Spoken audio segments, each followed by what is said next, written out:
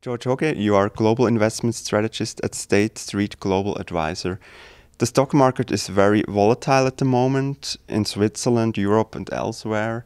But at the same time, it doesn't look as if investors have many alternatives other than investing in stocks. How do you invest in the current environment? Well, let me start out by saying that even though continue to be in a slow growth world economy, we do not believe there's going to be a U.S. or global recession this year. One of the things that we've been emphasizing is so-called tactical asset allocation, which is rotating among various asset classes. Right now, we find particular value in European equities and Asian equities relative to U.S. equities. So European equities yield in excess of 3%, and we think for long-term investors that they represent good value, particularly in light of prospective further easing by the ECB.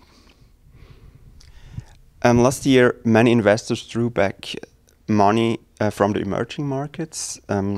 Are there reasons they should dip their toes back into these markets right now?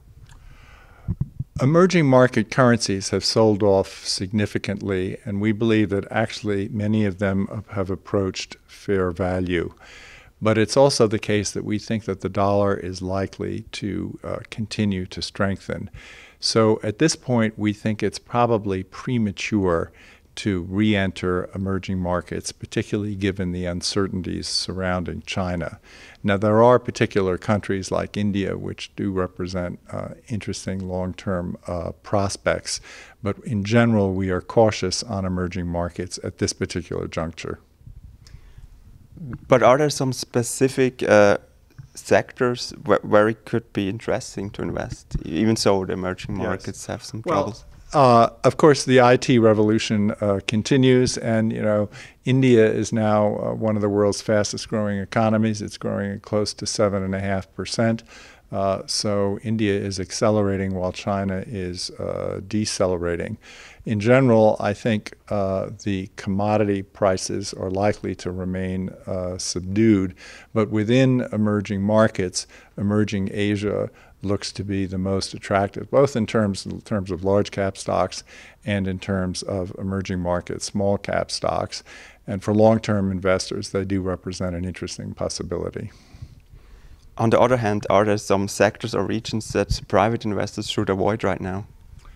Well, both Brazil and Russia are in recession. And of course, Brazil is undergoing a recession, which is the deepest since the Depression of the 30s. So the situation in Brazil, both politically and economically, continues to be quite difficult.